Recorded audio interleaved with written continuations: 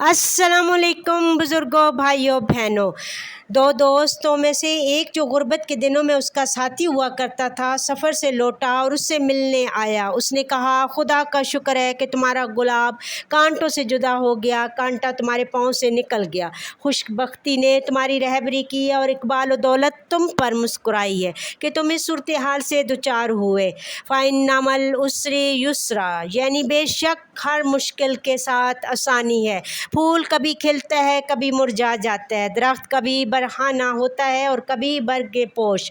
उसने जवाब दिया, ए अज़ीज़, मेरे साथ ताज़ियत करो, क्योंकि ये मौका मुबारकबाद का नहीं है। तुम जब पहले मिले थे तो मुझे एक रोटी का गम था और अब एक पूरे जहान का गम है।